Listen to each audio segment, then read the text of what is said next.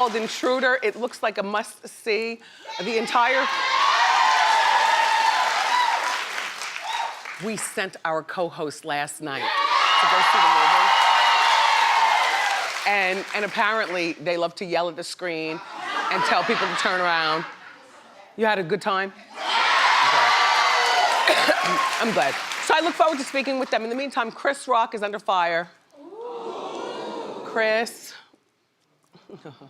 Why? So he mocked Whitney Houston. Okay, here's the deal. He posted a meme saying, me sitting in a meeting could have been an email. Hurry up, I got crack to smoke.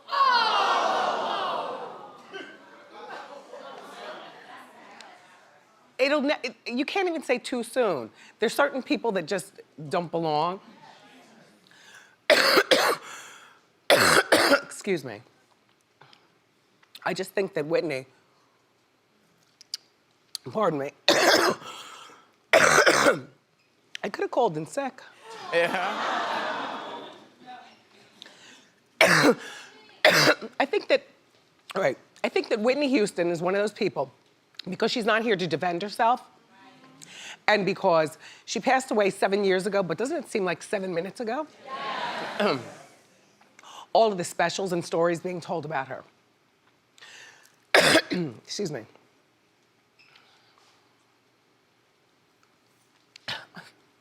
I had to will it away. Just give me a moment, okay?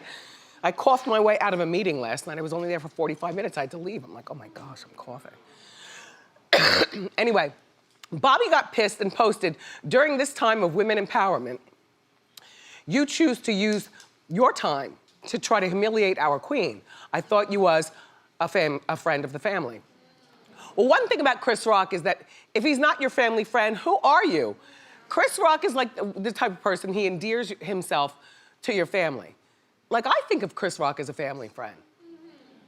Whose side are you on, Chris? But I think of Chris Rock as family friend. I don't know, Bobby, you just want to be heard. You've crossed the line several times. I understand that this is your dearly departed Whitney. I do think that comedians are allowed a pass when they're doing it in the right time and place. And the right time and place would be on stage at a venue where you bought tickets to see Chris Rock go.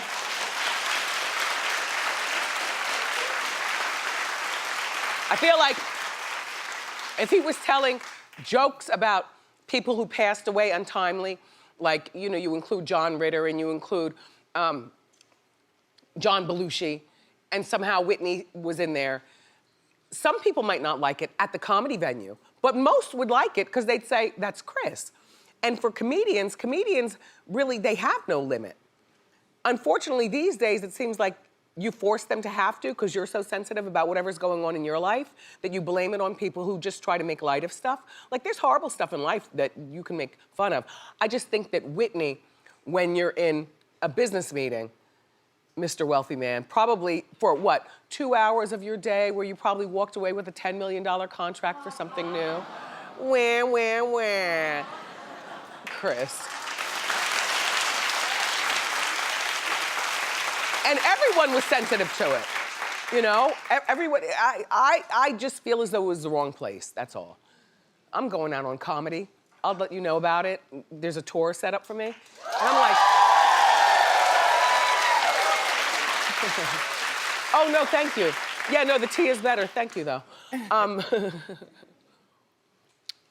I don't know what jokes I'll tell. I know one thing, I'm gonna be on the road with a bunch of comedians, and I'm like the host, in between. So I'll tell my 1-2 jokes in between, but my 1-2 jokes, if you ever saw me on tour, still the same Wendy.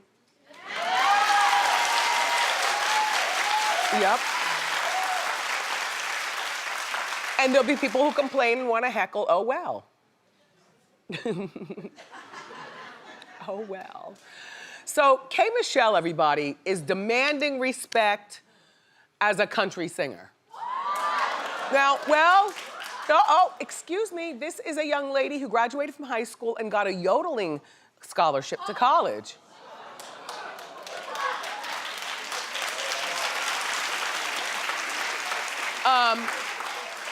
K. Michelle's been trying to break through in the country music genre for years.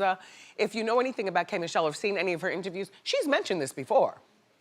The thing is that she was at a recent Nashville event. So you're in the middle of country, K. Michelle, and you got on stage, and well, this is how she used her evening. This is something that she wasn't even invited to. She just kind of jumped on stage like Little Mama and grabbed the microphone. And well, here's what she said. Hello, Nashville. My name is K. Michelle. I have 3 #1 albums on Billboard. You can pull out your Google right now as you speak. I am a black girl, and guess what? I'm a black girl that sings better than any white country singer in Nashville right now. So when I say I'm the next Taylor Swift, it's not a joke, it's the truth. See, well, I mean, you're clapping for K. Michelle, but the thing that she said, I can sing better than any, I guess she said white woman out here, and that she's better than whoever's out there already in country, that's not how you speak to a crowd that you want to be a part of. I mean, and she certainly does have the vocal dexterity to speak any way she wants, because she sings beautifully. She really does, and she does have 3 #1s on the R&B. She didn't say the R&B part, but in case you're looking. On the R&B charts, she's been pegged as an R&B singer, but her dream, even over that, is to be a country singer. I think that the thing that she should have done was gone there and humbly, how about acapella? Acapella. A country song. A country song. And she writes and stuff and everything. She's very, very talented. But, you know, a better way to do it was either a cappella when you, you know, jumped the stage, because nobody pulled her off. So it was a very calm crowd, and the place was packed. Well, she spent some time recently with Chris Stapleton, and you know, he's a country singer. Maybe they should do a duet together. He'd be good to help her usher in. Or better yet, since she said she sings better than any white woman, and I guess that is a statement that will go viral in the country world, why don't you hook up with, you know, a white country singer and humble yourself to get into this new genre before you take over. You know, before the takeover. I mean, and you don't have to be country all the time. Nelly's not country all the time, but he had success with country music. You know, that little guy Nas X, he sang with Billy Ray Cyrus. Country people wouldn't put it on the charts. They said it wasn't country enough. I think that was a black thing, but just saying. Just saying.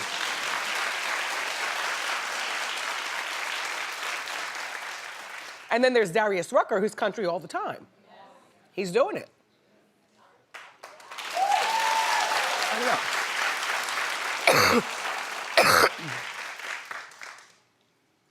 It's not like it can't be done. So Kourtney Kardashian and Scott Disick are opening up about how they co-parent. So, you know, they have 3 kids, 2 girls and 1 boy. And they have a video that they shared on her new blog. I'm gonna eat this one, if you don't mind. Yeah, I know. She has this new blog, and she's talking about some of the biggest challenges that she faced as a co-parent with Scott after they broke up. Here you go. I think the hardest part was when we both started new relationships. Don't you?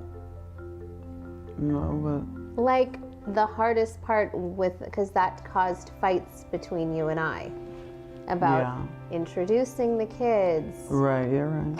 Yeah, it's hard. Like, we had to literally go to therapy to talk. Yeah. To even get through, you know, to be able to, communicate together.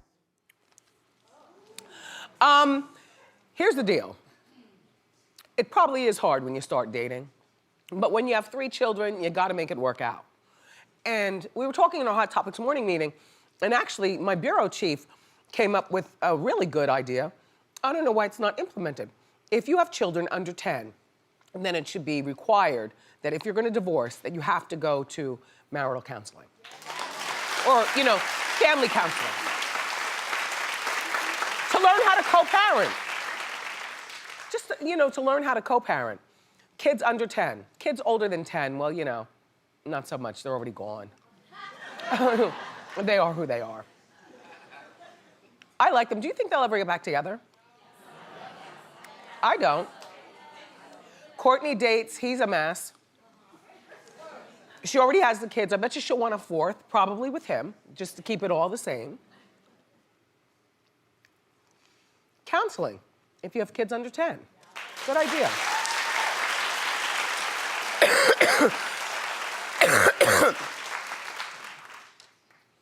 It doesn't help that you nod at me every time I cough. Brendan. So, it's a very sad day in Hollywood. John Singleton, you know, the director, he passed away. He was only 51, you know? About 2 weeks ago, he suffered a stroke, rather. And, you know, he had a lot of accomplishments under his belt in Hollywood. He was the first black man nominated for Best Director. That was for Boys in the Hood. And he was only 24. So he was the youngest person ever. He went on to direct Poetic Justice with Janet and Tupac, Higher Learning, Baby Boy, and you know, he's remembered by actors in all types of things. Samuel L. Jackson, Ice Cube, Tyrese, Regina King. I interviewed him once. I socialized with him a few times. Seemed like a nice man. 51, 51.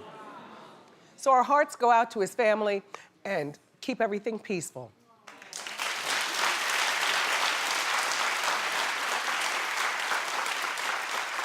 What can you say? 51, that pendulum swings closer and closer. Shout out to anybody celebrating 50th birthday. Welcome.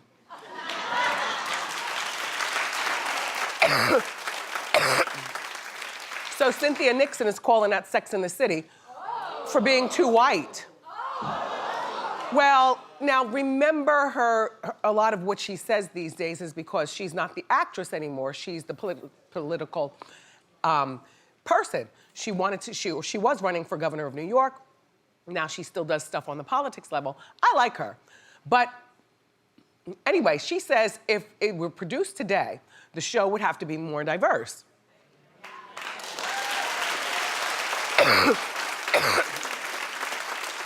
She also says that the show is too centered around money and there weren't enough working class people in the show. She says that her Steve, you know, the pizza guy, was probably the most working class person, and also the show was too centered on looking perfect all the time. I don't see that. None of it. Because they just, look, they're no different than Housewives of New York, which is filmed right now. There's still black people in the city. There are none on that show. I mean, you know?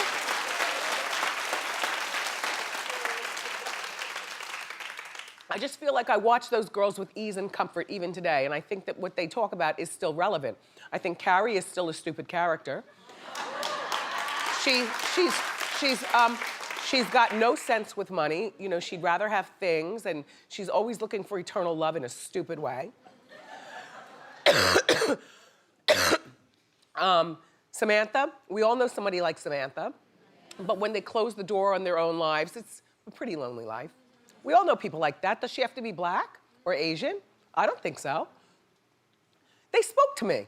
You know what I mean? They spoke to me. I never had a problem with that. And yes, it was something that I observed once people made a big deal over it. Once I was already in love with the show in the first season, I was like, you're right. Where are the black people and the other people? Well, you see them in the background. I don't know. I think Cynthia Nixon just wants to stay out here and talk about something. If it's not political, she's gonna talk about the Sex and the City, and she should.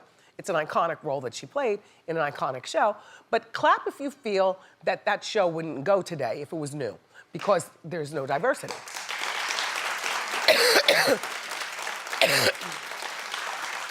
like 40% of people. Wow. I would like to see Sex and the City, the musical. But I would like to see it done the way the movie was done. Like, don't all of a sudden start interjecting characters that we don't visually realize because, you know, Charlotte was not Indian. Do you understand? And don't do like corny music. Do music that they actually listen to. Disco, you know, music we can sing along with. That's all. Anyway, that's it for Hot Topics. But we got more great show for you, everybody. The stars of the new movie Intruder are here. Megan Good and Michael Ealy. But up next, celebrity lookalike. So grab a snack and come on back.